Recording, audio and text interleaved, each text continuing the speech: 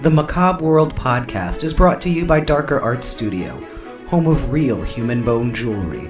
Stock and custom pieces are available, so visit us on the web at www.darkerartstudio.com and show them your darker art side.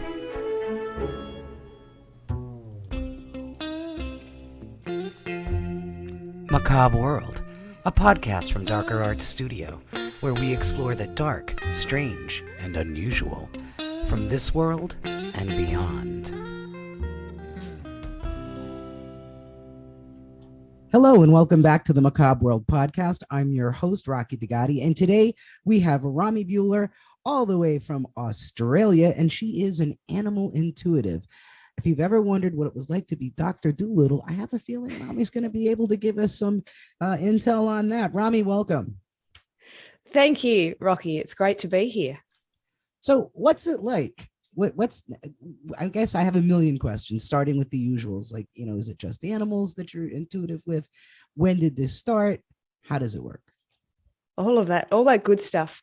Well, to answer the first question, I am intuitive to anyone and anything, whether it's land or a tree or a human or animals or a wild animal. So I can connect and communicate with absolutely anything and anybody. So that's that part. And what's it like? It's one of the most meaningful and rewarding jobs I've ever had.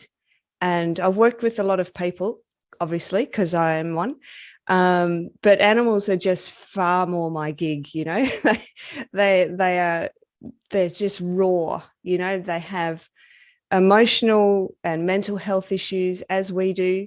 They and some of the time it's from us as they're mirroring some of our behavior and the physical problems and things like that. But they're great teachers to us, and it's something that I really love, and I learn from them every single time I speak to an animal. There's something new that comes through for me that's like, oh yes, I should be better in that area as well. So it's great. It's something that I would highly recommend to anyone. I teach it as well. So I teach animal communication and energy healing and things like that.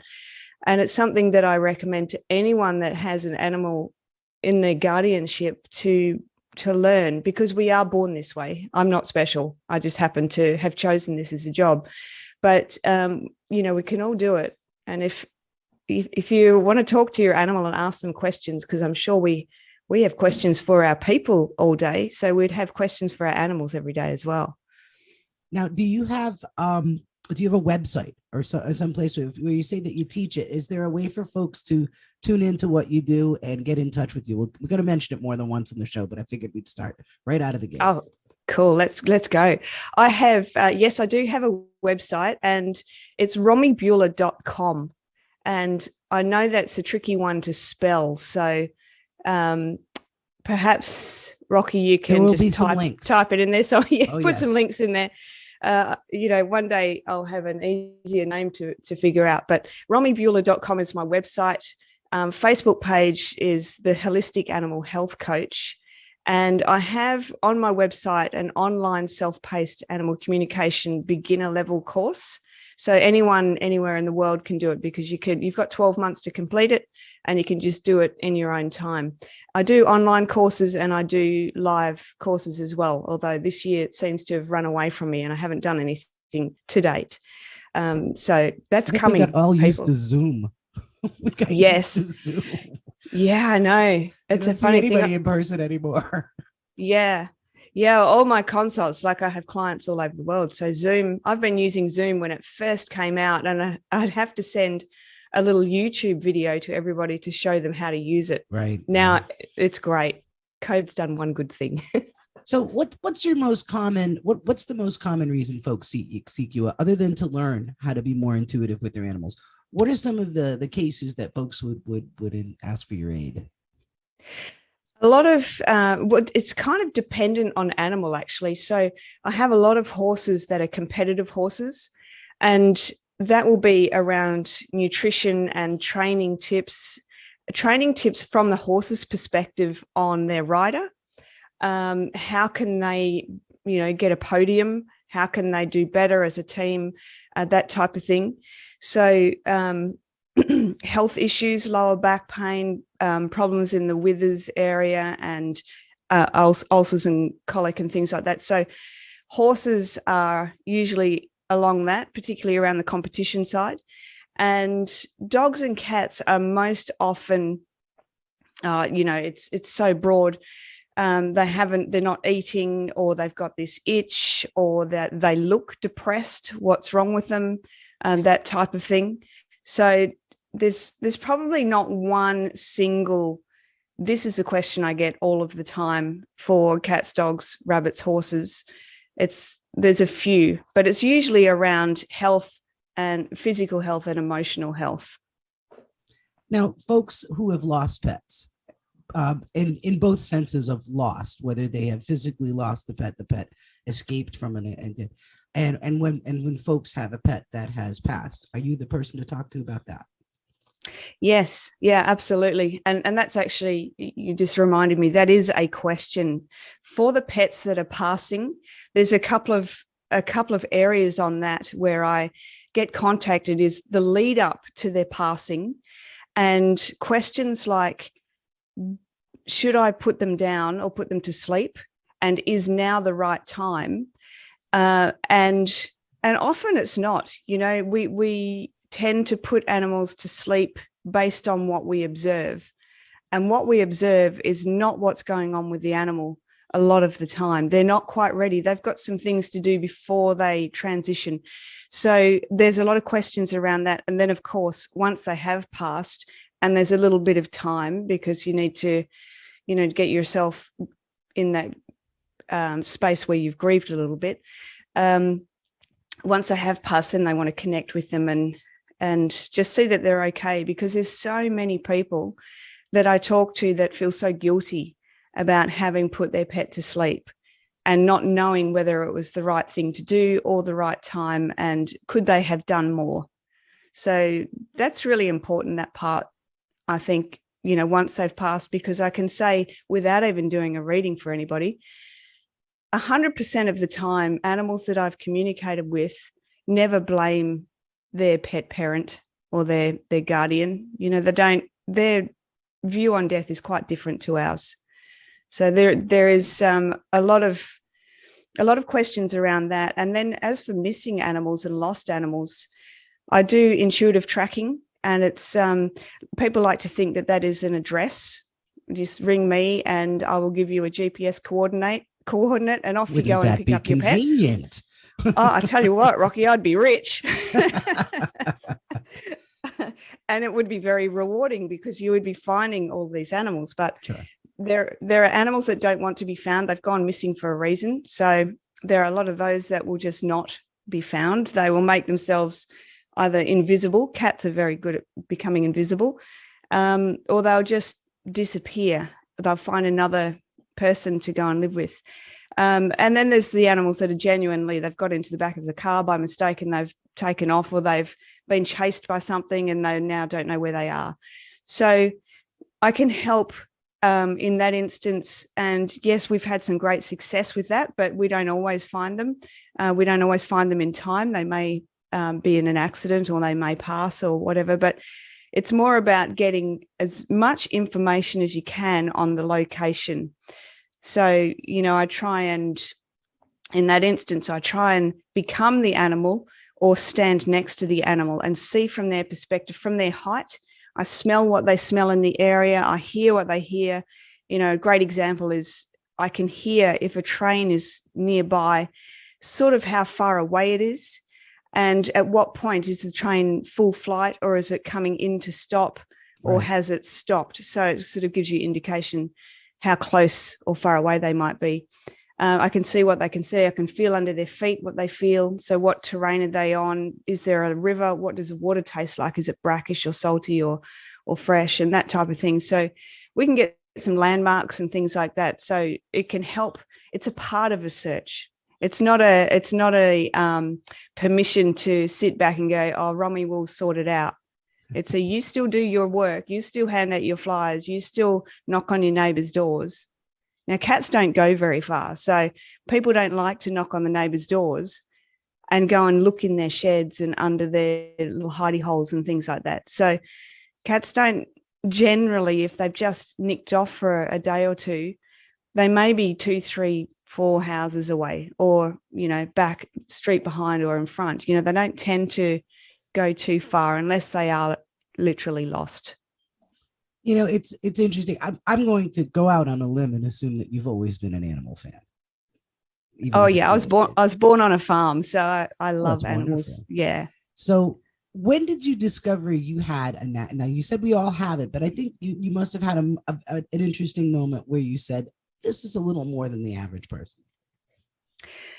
Well, actually, it's I've always been intuitive for people, and I knew that. I never did anything with it. I just knew it. And, you know, there's different types. There's different senses that we can be strong in some and not all. I'm strong in all of the ones that I need at the time. So if I don't need to smell something, I might see it visually. So they call it telepathy. So it's, you know, the clairvoyance, where the clear seeing, the hearing, the knowing, the feeling, the smelling, the tasting.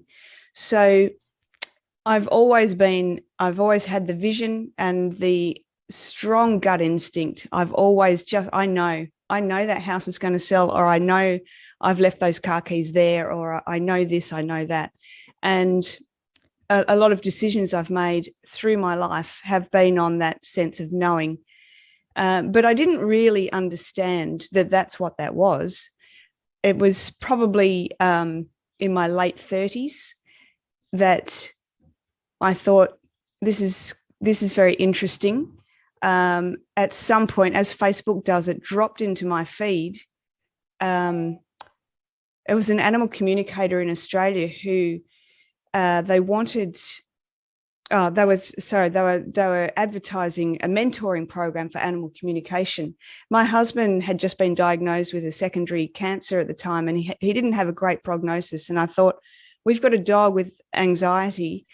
He could, while he's doing cancer stuff, he could learn animal communication and fix our dog.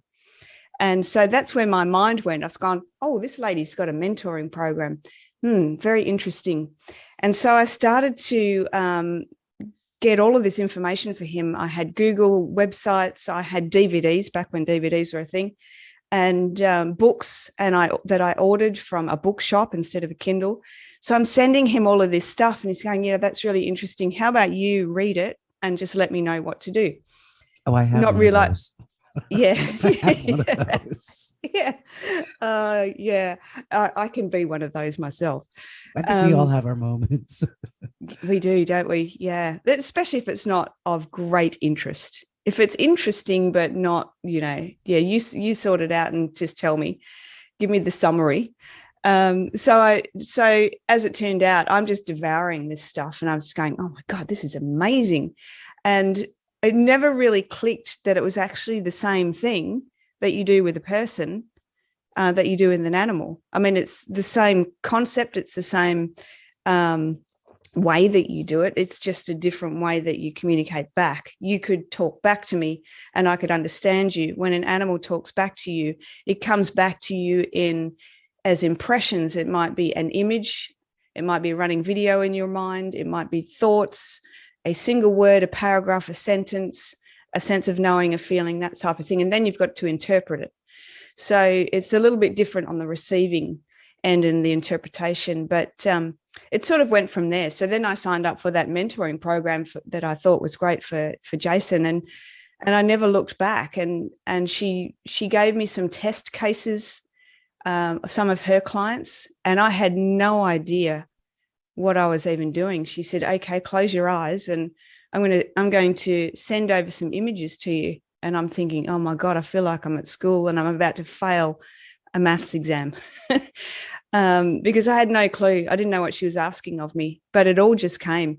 Everything. I got just a download of images and words and feelings, and it didn't stop. It was fast and it was informative, and I'm just, you know, banging this information back to her, and she's like, yes, yes, yes, yes, yes. Okay, get yourself a Facebook page and go do some work. This is where you're heading. So I did. And from that, I sort of realized also how much I had been intuitive for the people that I didn't realize previously, because I now knew, and this is the thing, is it's really understanding how it looks for you, because it will be different for all of us. And I'm still learning, 12 years later, I'm still sort of learning how it all looks for me. Talking about the lost pets, and you were describing something that I can't really tell if it's more of like almost like a remote viewing, the way most psychics, mediums. I was very fascinated with a woman named Dorothy Allison in the United States in the 60s and the 70s. She was a police psychic. Right. And that was her. She was able to remote view. Yeah. And it was very interesting when you were talking about how you were sensing like the surroundings, that you hear what's around them and everything.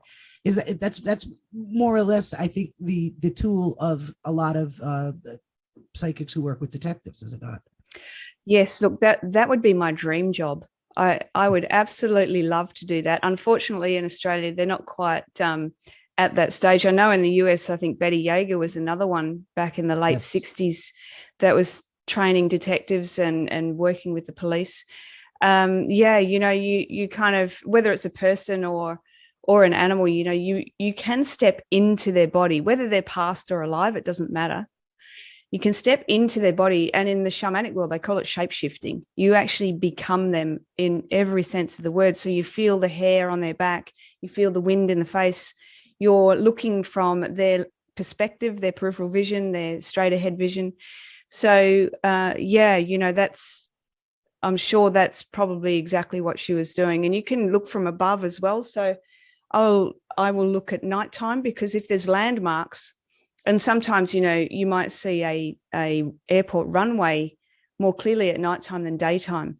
So you ask, show me that vision from above at nighttime. And you might see, the lights on a runway, or a McDonald's sign lit up nice and bright, or something like that. So it's, I'm sure that's, I don't know that lady, but I'm sure that's probably what she was doing. Yeah, remote viewing, and that's been a technique of psychics, over there, and a lot of people who are into some of the, not only the opening their third eye and getting more psychic ability, also astral projection, and there's elements, I think, of both of that sometimes get into.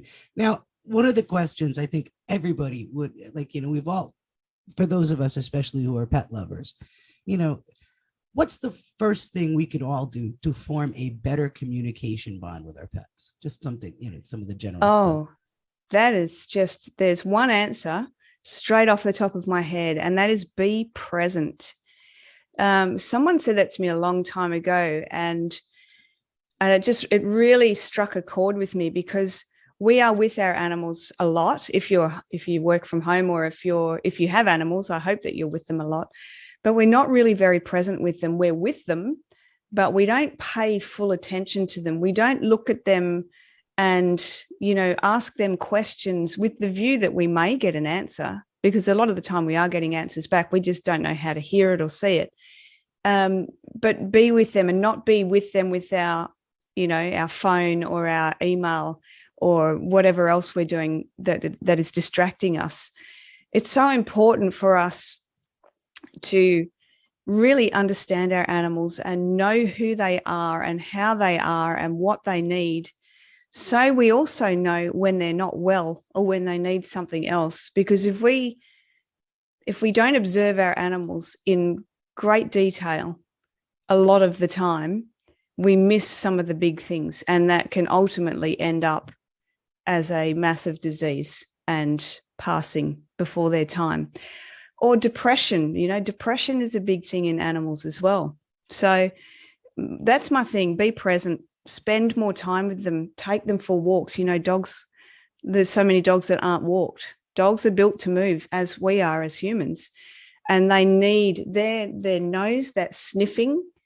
If they don't run, that's like running for them, is being able to sniff and just be out there and feel different textures under their feet and on their face and that sort of thing. So yeah, that's a big one for me, is just spend more time with full attention.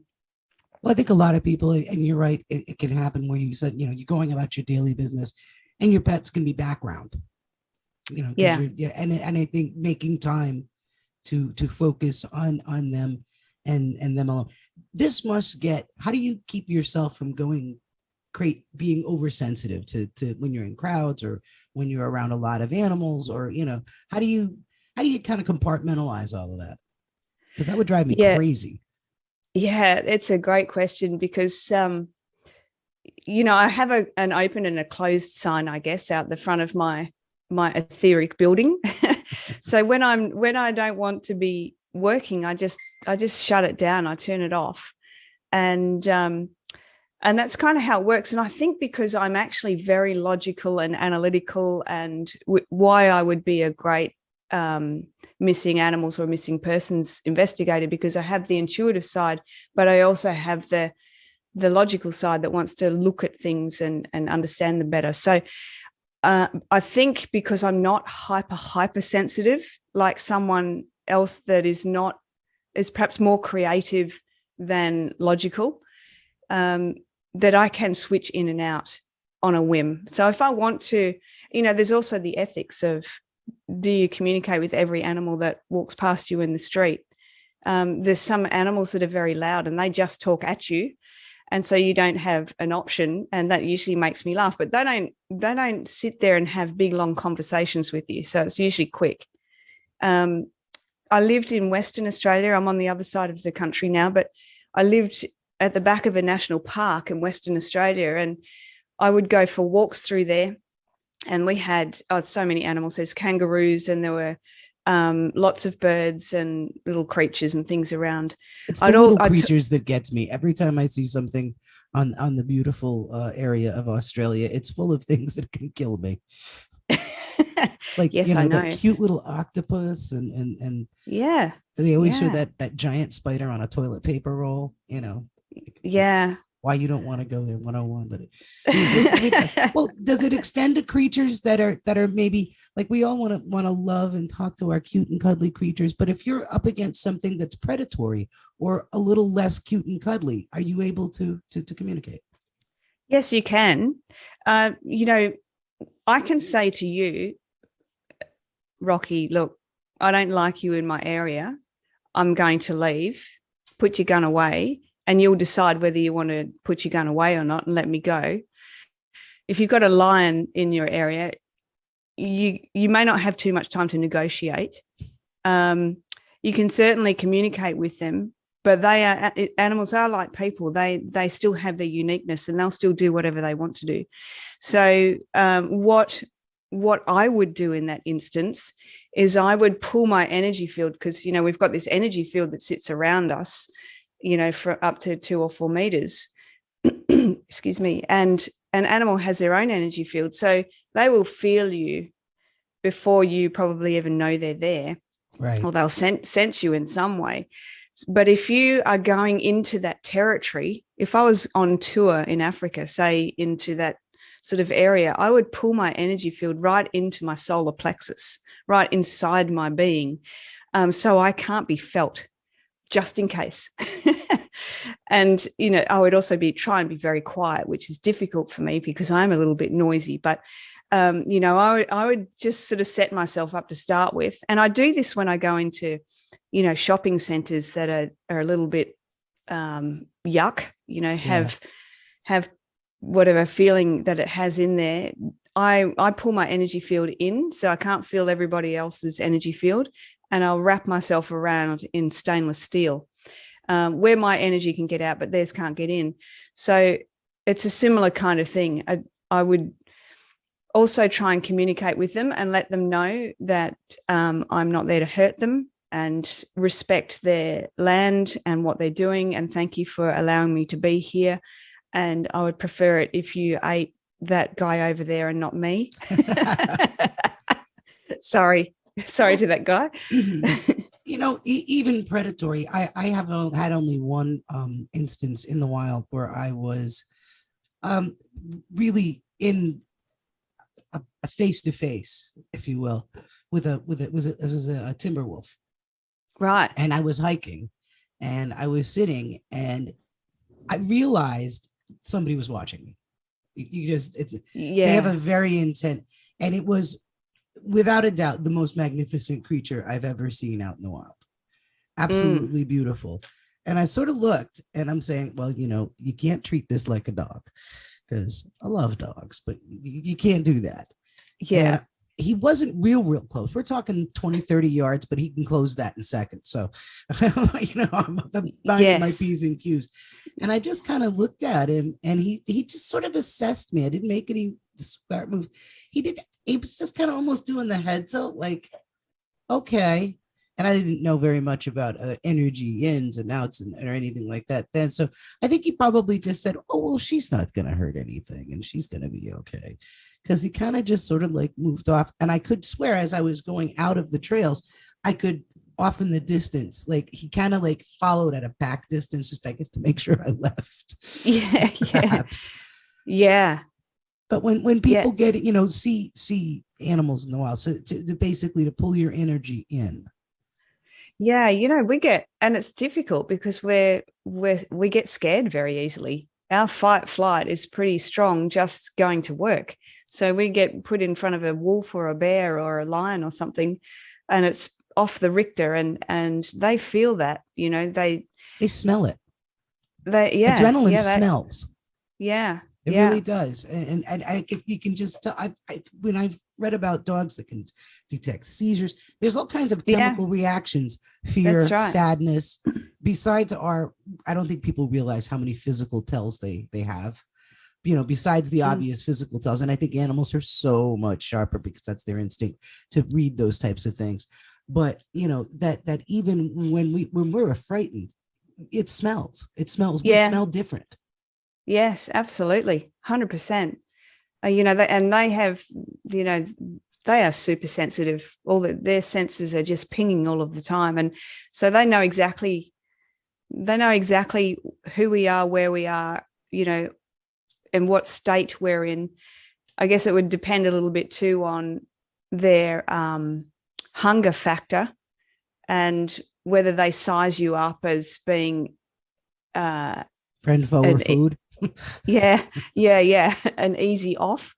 So there's all those kind of straightforward things, but if you take your energy away, so there's just one thing, and if you're quiet and if you're respectful, I think if you communicate, even if you don't know, because what we don't understand is that we are actually being telepathic all of the time without realizing it. And if I said to you, remember, I'm assuming that you drive. Do you drive a car? I do.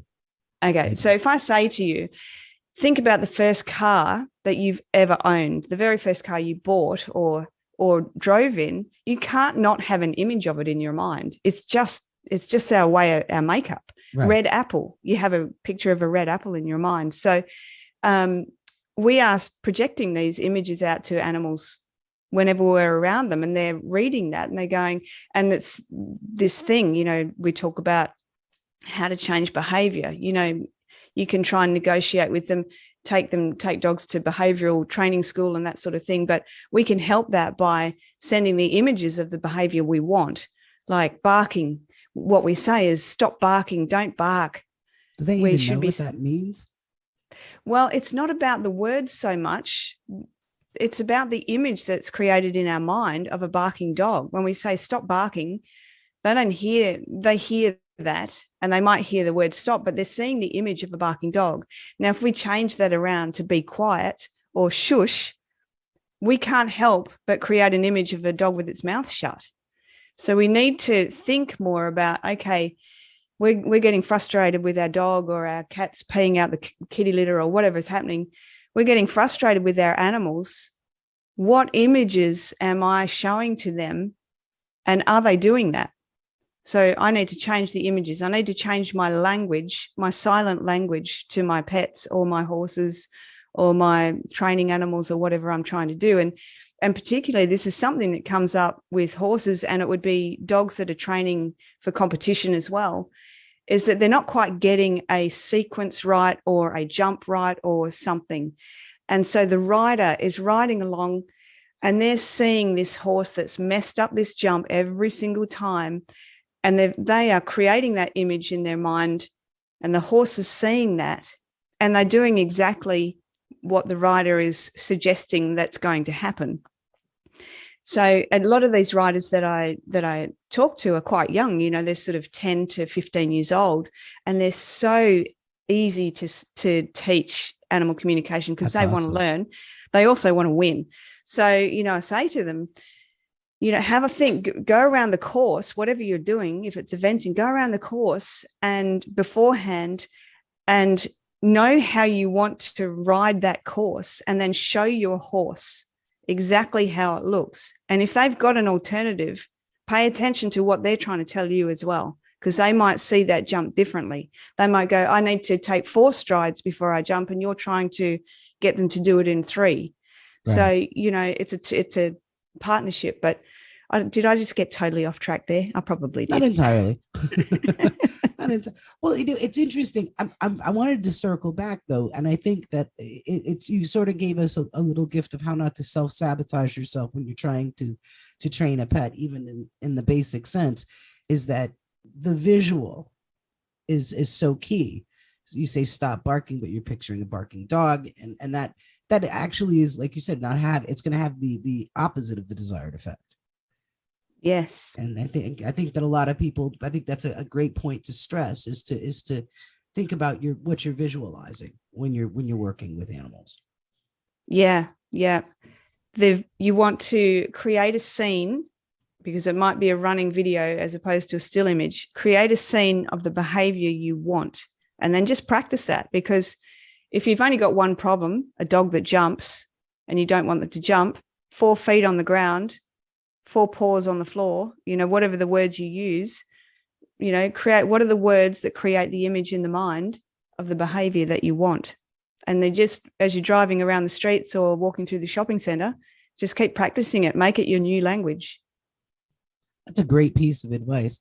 So, and I think I have had both cats and dogs, and I think I know the answer. Who holds a grudge more? A dog or a cat? Look, I'd love that to be a thing, holding a grudge, but animals that don't have that mindset like we do, because humans are great at holding grudges, aren't they? They are.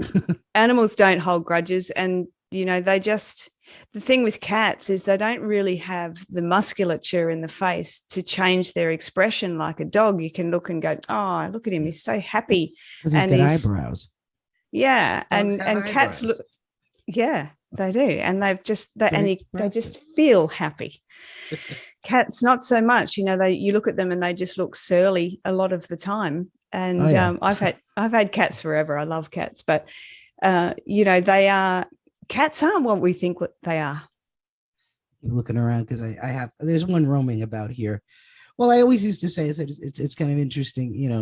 A dog is very straightforward. I find them to be very straightforward creatures. Maybe I'm really more on the wavelength of a dog, but they're very straightforward, honest creatures. Dog doesn't like you, he's going to let you know. He's not going to pretend. You do something to upset your dog, there is an immediate and obvious reaction. Yeah. Cat's going to wait. Cats are Sicilian. They will wait, and they'll like shit in your shoe in the back of your closet until you find. This is how humans perceive it. I'm sure it's very different on the animal side, but on my side, I'm just like, well, I can trust the dog because the dog's honest. He doesn't like he's gonna pee on your bed, look right at you, and do it, and then and then a cat. That thankfully that has not happened to me, by the way. But I mean, don't send that image out, Rocky. Yeah, don't want it. No, not doing that. No, actually, this is the longest I've had a cat. This cat is I have Molly the cat, and Molly she's her own cat. I do make it a point to focus attention on her, and she seems to hate it. But I think she is just a real independent, not a cuddly kitty. But she enjoys play. She enjoys play. That kind of thing. So you find what works. Yes. Yeah, they are independent. Cats are independent. And that's the thing. It's not always easy, especially when, I've got some clients that bring in rescue cats and they might have 5, 6, 7 of them and they're not getting on. So, well, that's a lot to ask at 5 or 6 of anybody, isn't it? Yeah. Well, when you look at it, like 6 humans in a house that are all different or from different families, that would be a handful as well. Well, somebody's going to be a pill. You just know. Yeah. That's the rules. Yeah. You're going to have somebody who's going to be a little like too nice, and somebody's always going to be offended. Somebody's going to be a pill, and then there's going to be like 3 or 4 of them that just kind of roll with it. And well, I often think about how animals are in when we adopt them from shelters, which is my primary, how I've gotten all my pets. Stress. How do people, when they've adopted a pet and it is a huge transition, even if it's a positive one, it's a big change in environment what are some things that if folks really want to learn to understand how to help a newly adopted pet adapt? I think a lot of people rush this process and it ends up with a lot of returns. Yeah, it's really difficult on the animal, so difficult. And you've adopted a pet that may have trauma beforehand. Most animals are weaned too young, 12 weeks, absolute minimum. And I talk to so many animals that tell me that have anxiety and have issues that, they were taken away too young from their mother. So there's a lot of things that will create behavior and anxieties and fears and abandonment and all that sort of thing beforehand. And then you go into a new home with these new people that love you and they just want to touch you and be with you and integrate you immediately. But there needs to be some time, and because with that excitement, there's an energy around the house that's quite fragmented and a bit chaotic. So, excuse me. It's early in the morning here. I think I'm still kind of getting my voice to wake up. One of the things, we've just moved house actually last week. And so I have been talking to my cat and dog for a few weeks beforehand, just letting them know that we're moving. And I say that because if you know that you're getting an adopted cat enough time beforehand, even if you don't sort of think that they will hear you or that it sounds a bit stupid, do it anyway, and do it with the intention of seriousness. Talk to them, send over feelings, like just intend or impress into their energy field, because everything is energy. So you're just trying to transform energy a little bit. Impress into their energy field that they're coming to a new home, that that it's going to be different for them, but they will be safe. They will be loved. You will feed them and you'll care for them. So send that prior to them actually arriving. And for me, if you're able to, and I was able to because I have these animals in my care, I got my local kinesiologist, naturopath, who she works with people 99% of the time, but she's my go-to for flower essences.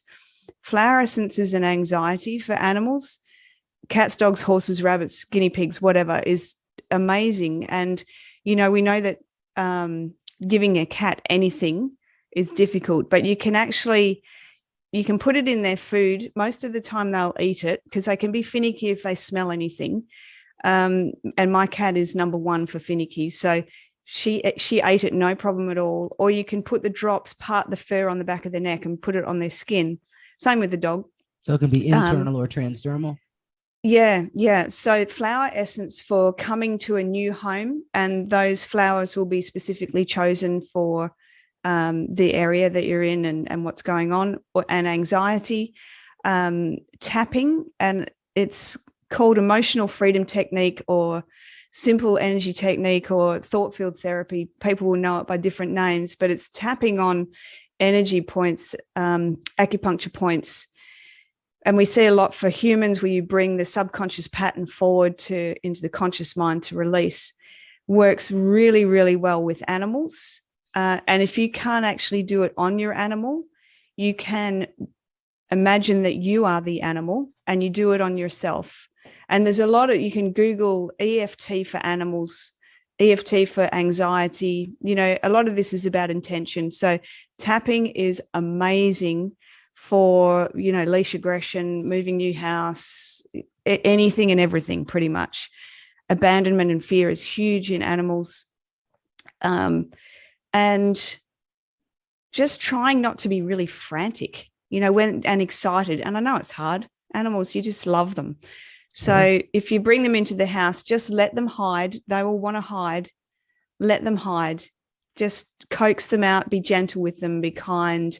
Keep telling them they're safe. You're safe. You're safe. And use really calm and slow kind of words. Patting from, if you can, if they will allow you to, from the eyebrows up and over the head, down the spine, and just a gentle tug of the tail. That can just help soothe them. The fight, flight, freeze zone is around the ears. So rubbing ears is nice for animals if they'll let you. If you overdo it, you'll have the reverse. So don't just do it for half an hour, just 4 or 5 times. So there's a lot of things that you can do to help them ground and be in their body and just get used to you and just be patient. I think a lot of us have forgotten how to be patient. I think it's with people or animals. Totally. Now, you had mentioned that when people, and one of the worst, I think, part about being a pet owner, the only real drawback is they don't outlive us. And I think for all of us who have grieved a pet, what type of sessions do you do where someone says, you know, my pet passed? Is it usually they're trying to figure out if they did the right things, figure out what happens? You know, I realize that in some, and I'm going to almost go out on another limb here. In some areas, there is the debate on whether or not pets have souls. I think you and I are absolutely going to be agreed. Of course they do. Yes. Absolutely. I don't know how anybody could look. And I'm sorry, Molly, I am so partial. I don't know how anyone can look in those soft eyes of a dog and think that they don't. Yeah, I know.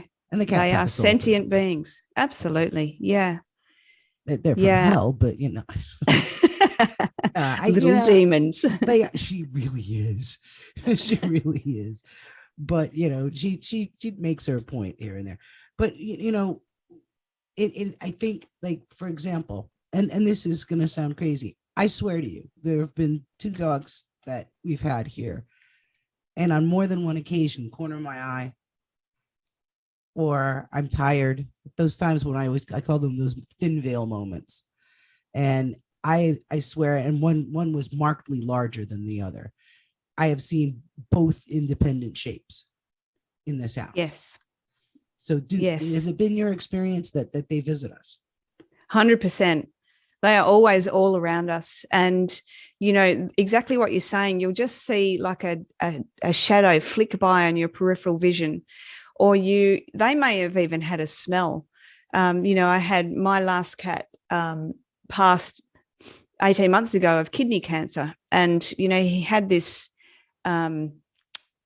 sort of smell. I can't describe it, but he had a smell, and I will smell that smell every now and again. The other thing I'll feel, because he was loud and he was heavy and he was there, and I would like feel him already. Him. Sounds like me. Yeah, he's great. And he'd lie around your neck or under your arm. It's like, mate, you're not a kitten anymore. You actually a little bit heavy to be lying around my neck. But, you know, I'll feel this pressure on the back of my neck because he did it all of the time. That was his thing. So I feel this pressure. I might be working and then I'll just feel this kind of sinking. I think, oh, Jack's here. And if I'm in bed, but as you know, like, it doesn't happen for very long. It's just like a nanosecond. If I'm in bed, I might feel it like a pressure, or, you know, like footsteps, a pressure of footsteps, or a lying down on the blankets. and I know that it's him. I get a sense, I've had a lot of cats and dogs through my life. So he's predominantly who's with me at the moment, but I have some other older cats that come through for me as well, but they're different. They feel different. They're not as heavy as him. So yeah, they are with us all of the time. Yeah. Cause it's, I think, we hope that they make such an impression on our lives. And I wonder what they take with them from us to the next, to their next part.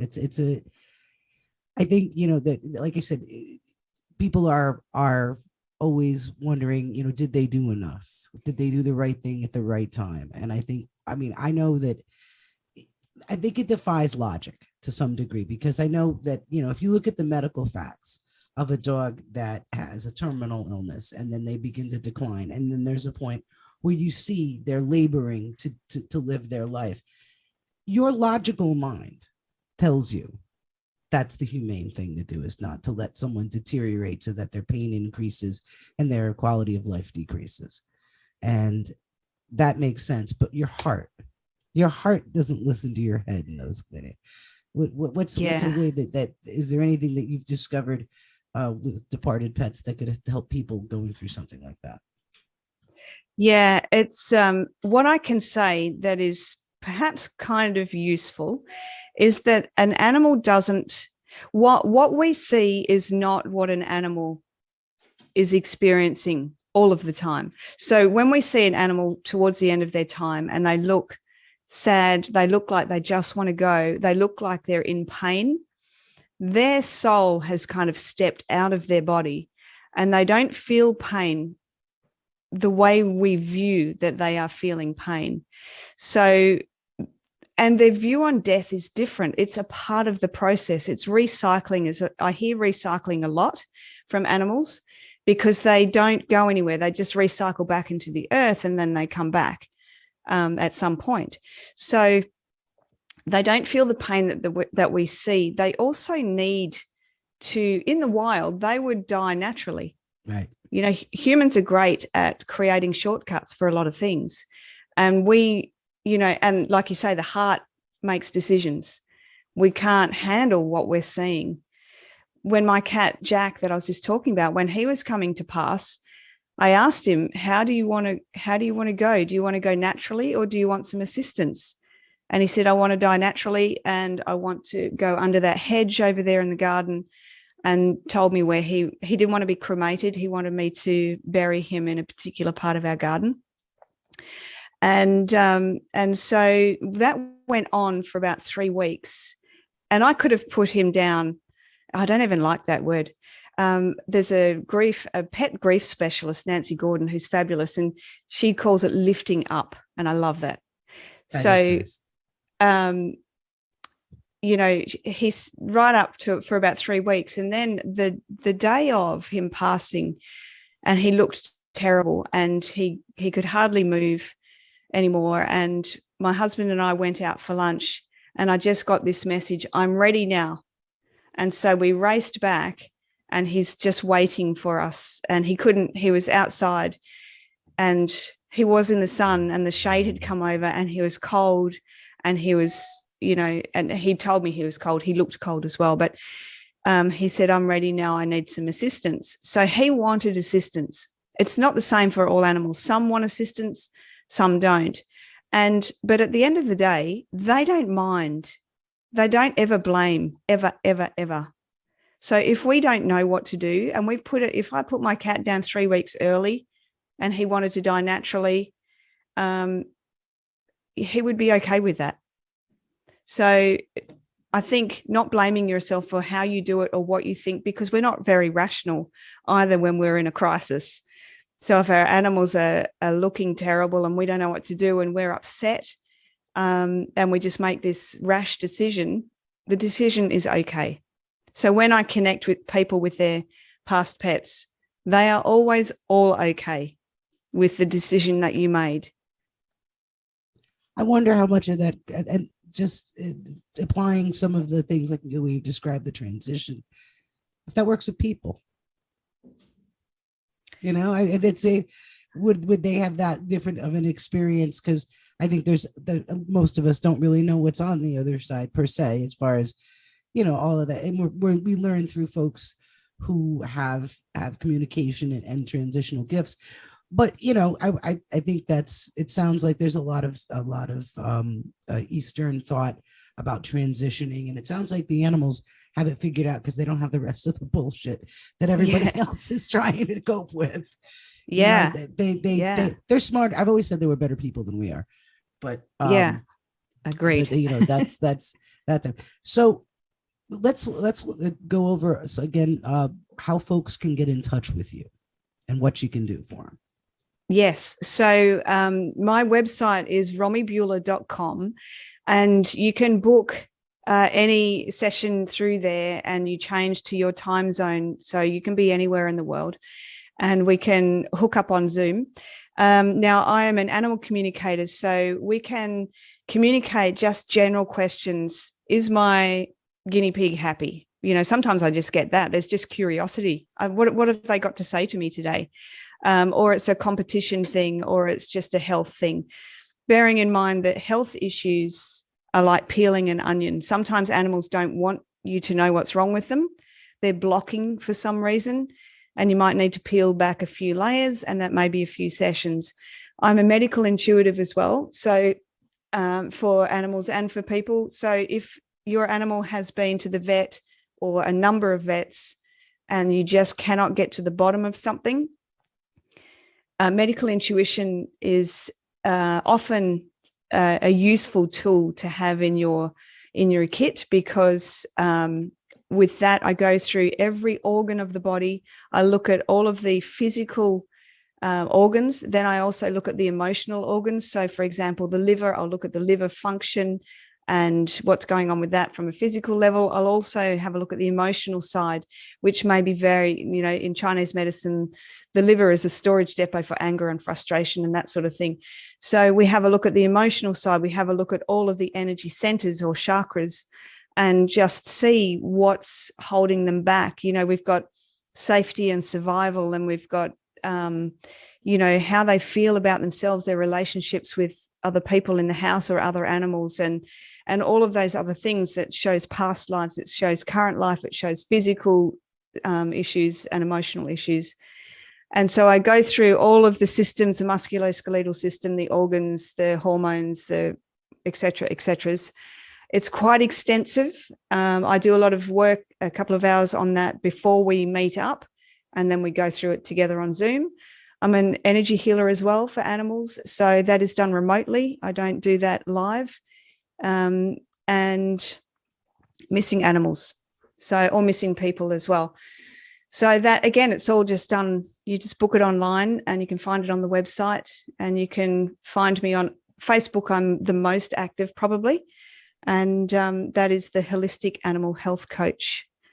You can find me right there at any hour of the day. So we're also, for folks listening, we're going to have links directly to your website and to your Facebook page, so that folks can click those links live. And so just last question. Does the cat really hate me? Molly, I'm sure Molly doesn't hate you. She's rolling her eyes right now. It's like, oh, Mum, is that really a question?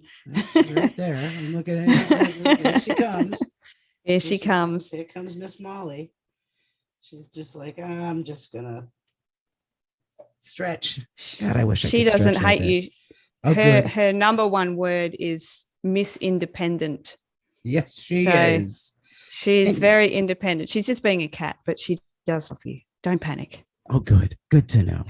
Well, I'm sure, I can't stress enough that folks need to come and contact you and check out, especially if they want to learn. I think it's a wonderful thing to learn to I think it makes you better people if you learn how to communicate with animals, because they teach us so much, and it's wonderful. So folks, again, RommieBuhler.com, and also on Facebook, you are the Holistic Animal Health Coach. Holistic Animal Health Coach. The Holistic Animal Health Coach on Facebook. Have a look. And what's next for you? What's Oh, I have a little project running in the background, and I'm trying to finish writing a book this year. Excellent. And working on a television show. So there's some stuff running in the background that are more longer term projects, I think. Fantastic. And if anyone wants to keep up with what's going to happen next or what you're going to be doing next, they can go to your websites or your Facebook page and check it out.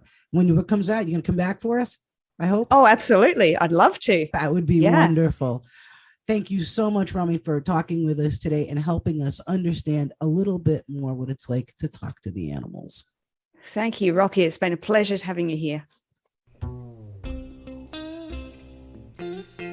Thank you for listening to Macabre World.